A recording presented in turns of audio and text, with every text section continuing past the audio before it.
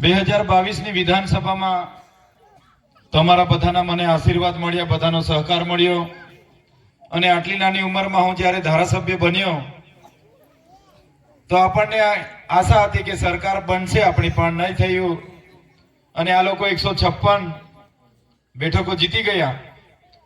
છતાંય આપણે નાનું નહીં કર્યું.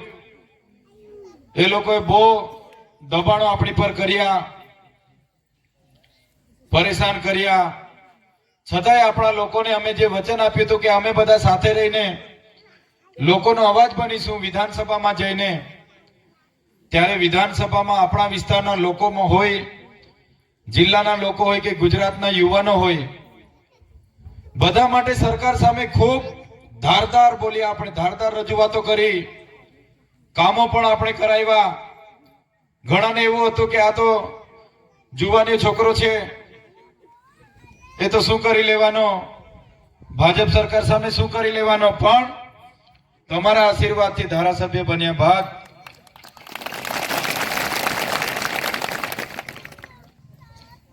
એવા તો આપણી સરકાર સામે લડ્યા છે, સરકાર પર કામ પણ કરાવ્યા છે.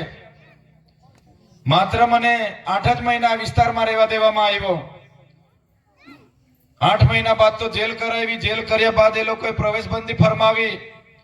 છતાંય આ 8 મહિનાની અંદર આપણી બંને ઓફિસો ચાલુ કરી. ડેડિયાપાડા અને સાગબારા. ડેડિયાપાડા આપણે દર ગુરુવારે બેસું, સાગબારા હું દર સોમવારે બેસું. સાથે સાથે મહિનામાં દર પહેલો સોમવાર હોય એટલે સાગબારા લોક દરબાર કરીએ, પહેલો ગુરુવાર હોય એટલે ડેડિયાપાડા લોક દરબાર કરીએ. લોકોના નાના નાના પ્રશ્નો હોય, સમસ્યા હોય, એનું સમાધાન આપણે કરતા હતા. તમે જોયું હશે, ચૂંટાયા બાદ આ વિસ્તારની શાળાઓની મેં મુલાકાતો કરી. 27 જેટલી અહીંની શાળાઓમાં એક જ માસ્તર હતા, એના માટે વિધાનસભામાં બોલ્યો. આપણા બાળકો ભણી ગણીને પરીક્ષા આપવા જતા હતા અને પેપરો ફૂટતા હતા, એના માટે વિધાનસભામાં લડ્યો. આપણા બાળકોને, ઘણા મારા યુવાન મિત્રો ટેટ પાસ હતા, એનું શિક્ષક બનવાનું સપનું હતું. આ લોકોએ શિક્ષકની ભરતી નહોતી કરતા, એના માટે મેં દાંડીથી લઈને અમદાવાદ ગાંધી આશ્રમ સુધી 13 દિવસની મેં યાત્રા કરી. ત્યારે આ સરકારે નજરમાં રાખી લીધા. અહીંના વિદ્યાર્થીઓ મને રજૂઆત કરવા માટે આવ્યા, ડેડિયાપાડા ડુંગર વિસ્તારના. મને કીધું કે સાહેબ, અમે અપડાઉન કરીએ છીએ, આ લોકો અમને બસો નથી આપતા. તાત્કાલિક ધોરણે અમે બધા ડેપોએ ગયા.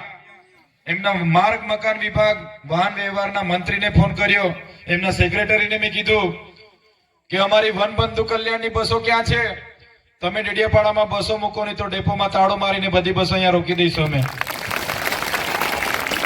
બીજા દિવસે 15 બસો એમને મને આપવા પડી. એ 15 બસો મેં ડેડિયાપાડાના આપણા રૂટમાં ગોઠવી. ખેડૂતો મારી પાસે આવ્યા, મને કીધું સાહેબ, અમે 3 મહિનાથી ખેતીવાડીની લાઈનની અરજી કરી છે. કોઈએ કીધું 3 વર્ષથી અરજી કરી છે, કોઈએ કીધું 4 વર્ષથી અરજી કરી છે, કોઈએ કીધું 5 વર્ષથી અરજી કરી છે. અમારી તો અરજી મંજૂર જ નથી થતી. જીબી વાળાને બોલાવ્યા, એમને પૂછ્યું કે ભાઈ શું પ્રોબ્લેમ છે. જીબી પર ગયા અમે બધા ખેડૂતોને લઈને. ત્યાંથી નાણામંત્રી, ઉર્જા મંત્રી કનુભાઈ દેસાઈને ફોન કર્યો કે સાહેબ, અમારી 1021 અરજી અહીંયા 2 વર્ષ 3 વર્ષથી પેન્ડિંગ છે. મારા ખેડૂતોને આજે પણ લાઇટ નથી મળતી ખેતીની. અમે આ કચેરીને તાળાબંધી કરીશું. ત્યારે તાત્કાલિક ધોરણે ગ્રાન્ટ માંગી લીધી ને 1021 ખેડૂતોને તાત્કાલિક લાઈનો અમે ખેંચાવી હતી. ડેડિયાપાડા અને સાગબારામાં ચૂંટાયા બાદ નવેમ્બર મહિનામાં ચૂંટાયો. માર્ચ, એપ્રિલ અને મે મહિના સુધીમાં 475 બોર મોટરો આપણે આપણી ગ્રાન્ટમાંથી કરી. મિની જલધારા કરી. 113 આપણા ધારાસભ્યના જોબ નંબર ફાળવીને 113 સ્લેબ બ્રેમ, ડામર રસ્તા, નાના નાના રસ્તા 113 મંજૂર કરાવ્યા અને કામકાજ આપણે ચાલુ કરાવી દીધું. ડેડિયાપાડામાં દવાખાનું ખંડેરમાં ચાલતું હતું, સ્ટાફ નહોતો. મેં ગયો દવાખાના વાળાને અને એમના ડોક્ટરને, આરોગ્ય મંત્રી ઋષિકેશ પટેલને પત્ર લખ્યો. મેં કીધું ડેડિયાપાડાના દવાખાનાનું ઉદ્ઘાટન નવી બિલ્ડિંગમાં તમે નહીં કરશો તો અહીંયા પણ હું તાળું મારી દઈશ નહીં. શનિવારે રાતે દવાખાનું ચાલુ કરવું પડ્યું. ત્યારે ચૂંટાયા બાદ આ કામ કરાવ્યા સરકાર સામે, એટલે સરકારને નહીં ગમ્યું. માસ્તરો માટે બોલું, શાળાના ઓરડાઓ નતા એના માટે બોલ્યા, આંગણવાડીઓના મકાનો મંજૂર કરાવ્યા, 57 જેટલી શાળાઓ મંજૂર કરાવી. ત્યારે સરકારને ખબર પડી કે આ તો બધું જાણે છે, બધું માંગે છે. વિધાનસભામાં પણ વિસ્થાપિત થયેલા લોકો માટે ખૂબ બોલ્યો મેં. વિધાનસભામાં પણ આદિવાસીના જળ જંગલ જમીન પરના અધિકારો માટે બોલ્યો. વન અધિકારના જેટલા લોકોના પેન્ડિંગ દાવા હતા એના માટે મેં બોલ્યો. નર્મદા જિલ્લામાં 12,033 બાળકો કુપોષણથી પીડાતા હતા એના માટે મેં બોલ્યો. માં અમૃતમ કાર્ડ નર્મદા જિલ્લામાં ચાલતું નથી, અમારે એને ઈલાજ કરાવવા બરોડા અને સુરત જવું પડે એના માટે વિધાનસભામાં બોલ્યો. ત્યારે આ સરકારને ગમ્યું નહીં. તમે જોયું હશે, ધારાસભ્ય તરીકે તમે મને 1 લાખથી પણ વધારે મતથી ચૂંટ્યો છે, છતાં આ સરકારે ખોટો કેસ કરીને મને જેલમાં નાખી દીધો હતો. મારે કોઈ 2 નંબરના ધંધા નથી, મારે કોઈ જમીનના ઝઘડા નથી. સવારે ઉઠ્યો એટલે ખેડૂતો ઘરે આવ્યા. એમણે કીધું, સાહેબ આપણા ઘરની પેલી આ બાજુનું ખેતર હતું, એમણે કીધું સાહેબ ખેતર જોવા ચાલો. અમારો બધો કપાસ જંગલ ખાતાવાળા રાતે આવીને કાપી ગયા. મેં તો સવારે ખેતરમાં જઈને જોયું, ફોટા પાડ્યા. આટલો કપાસ હતો, આખો કપાસ 2 ખેડૂતોના 3-3 એકર કાપીને આખા નીચે નાખી દીધા. એટલે ખેડૂતોને મેં કીધું ચિંતા નહીં કરો, આ વિડીયો ને ફોટા મને RFO ને DFO ને મોકલાવું છું. 10 વાગે ઓફિસે તમે આવજો, જે વાત કરવાની હશે તે આપણે વાત કરીશું. DFO ને RFO ને ફોટા મોકલાવ્યા. એમણે કીધું ખોટું થયું. મેં કીધું સાહેબ આ તો સનતવાળી જમીન છે, તમારે નહોતી કરવા દેવાની તો ચોમાસા પહેલા નહોતી કરવા દેવાની હતી. કપાસ અમે પાકવાનો હતો ત્યારે તમે કાપી નાખ્યો. એમણે કીધું જે ખાતરનું બિયારણનું ને દવાનું બિલ હોય એટલું અમે આપી દઈશું. ઘરે બેઠા ખેડૂતોને પેલા ફોરેસ્ટ વાળા આવ્યા, એમણે રાજી ખુશીથી ત્યાં છૂટા પડ્યા. મને તો ખબર જ નહીં, 3 દિવસ પછી આ લોકોએ ખોટો કેસ કરી આપ્યો.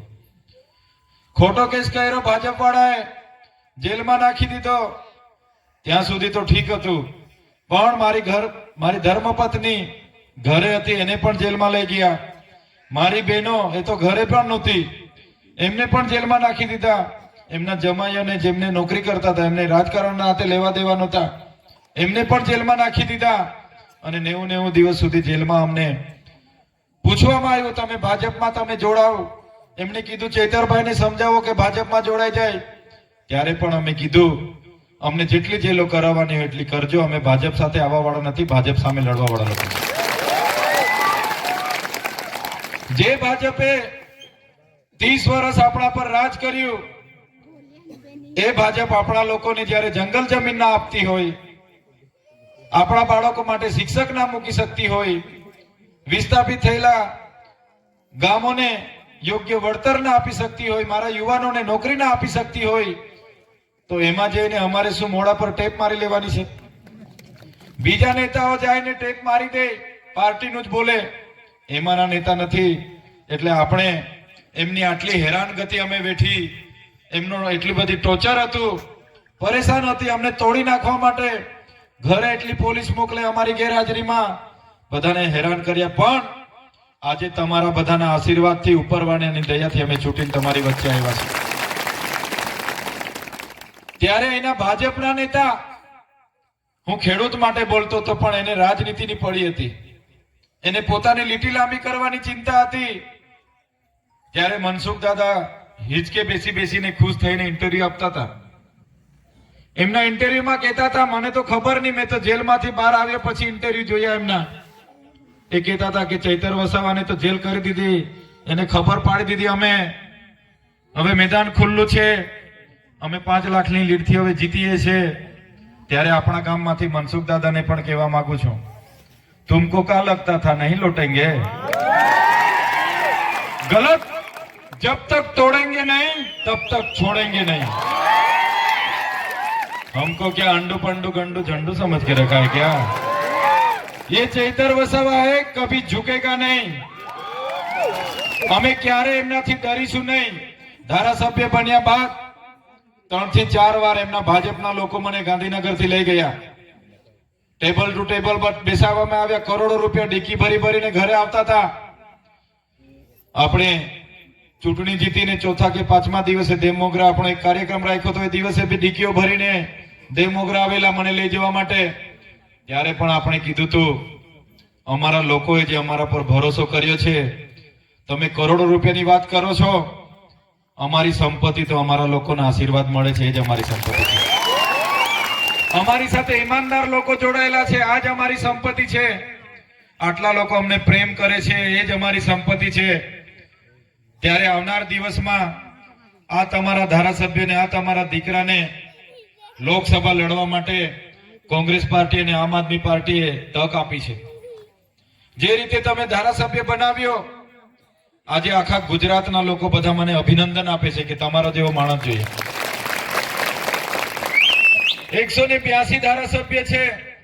182 ધારાસભ્યને કોઈ ઓળખતું નથી, કોઈ પૂછતું નથી. ભાજપ વાળા અંદર અંદર પૂછતા નથી કોઈને. પણ આજે તમારા દીકરાને આખું ગુજરાત ઓળખે છે, એ તમારા આશીર્વાદ છે. આજે અમદાવાદ, ભરૂચ, રાજકોટ થી ફોન આવે છે, ચૈતરભાઈ લડજો, અમે તમારી સાથે છે. આજે ભાવનગર થી ફોન આવે, સુરત થી ફોન આવે, અમારો મત નથી આવતો પણ અમે તમારી સાથે છે, તમારા માટે પ્રાર્થના કરીએ છીએ. એવા લોકો આપણી માટે પ્રાર્થના કરે છે.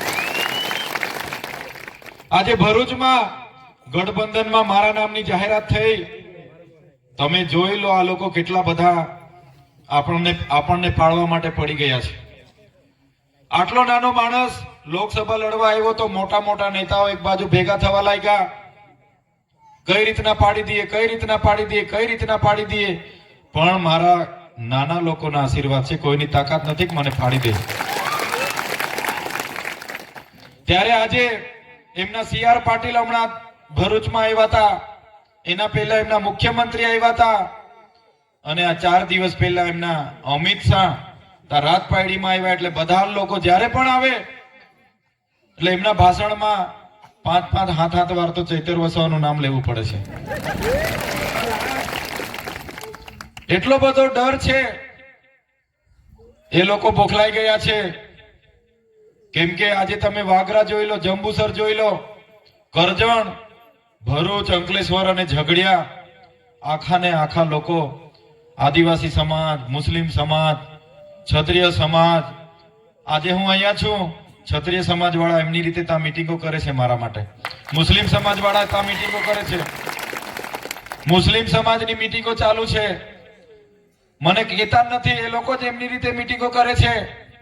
એ લોકોને કેમ કે એવું કીધું, ગમે તે થાય, આખા દેશમાં જે થાય તે અમારે કોઈ લેવા દેવા નહીં, અમારો ભરૂચમાં ચૈતર વસાવવા જ જોઈએ, એવું કે છે.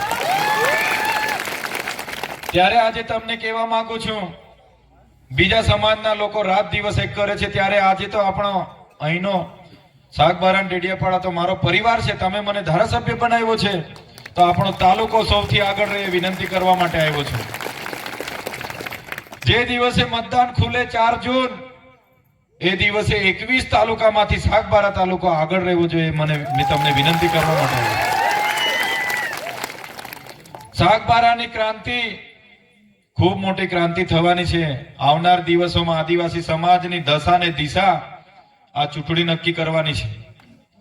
આ ચૂંટણી જો આ લોકો 400 જીતી જાય તો એમના સાંસદે કીધું હતું, અયોધ્યા વાળા સાંસદે, કે 400 સીટ અમને આપી દો, અમે ST SC નો અનામત ખતમ કરી નાખીશું. 400 સીટ અમને આપી દો, અમે બંધારણ ખતમ કરી નાખીશું. એમના અમિત શાહ કહે છે ભાષણમાં, હજુ તો અમે 50 વર્ષ રાજ કરવાના છે. એટલે શું કહેવા માંગે છે?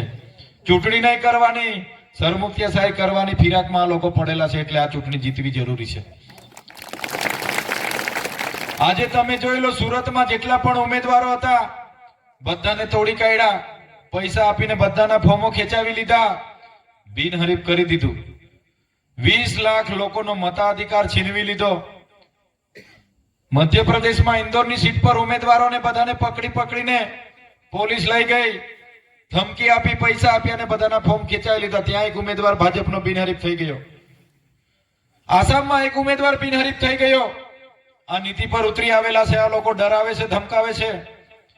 અમને પણ ઘણીવાર ડરાવે, ધમકાવે, બીવડાવે, પણ અમારી પાસે તો કઈ છે નથી કે અમે કોઈ ઈડી ફીડી થી બીજીએ.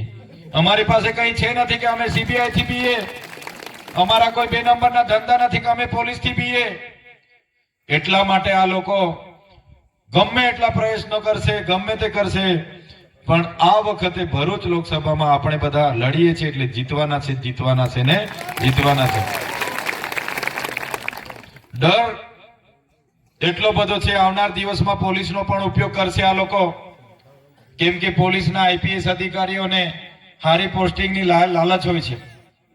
સરકારના ઈશારે નાના પોલીસ વાળાને અધિકાર આદેશ કરે કે આમ કરી નાખો, તેમ કરી નાખો. એટલે પોલીસ પણ આ ચૂંટણીમાં બહુ મોટી ભૂમિકામાં આવવાની છે. ત્યારે આપણી એકતા પણ ખૂબ જરૂરી છે. સમય હવે ખૂબ ટૂંકો છે. વિસ્તાર બહુ મોટો છે. 1200 ગામો ફરવાના હોય છે મારે પણ, અને વડોદરા, નર્મદા અને ભરૂચ જિલ્લો આવે છે. ત્યારે ફરી તમને બધાને મળાય કે નહીં મળાય, ફરી આ વિસ્તારમાં મારાથી અવાય કે નહીં અવાય, પણ આજે તમારી વચ્ચે આવ્યો છું ત્યારે તમને વિનંતી કરું છું, આ લોકોએ મને 5.5 મહિના સુધી આપણા વિસ્તારમાં પગ નથી મૂકવા દીધો. એનો બદલો આ ચૂંટણીમાં તમારે લેવાનો છે. આ લોકોએ 5.5 મહિના સુધી મને નર્મદા જિલ્લામાં આવવા નથી દીધો.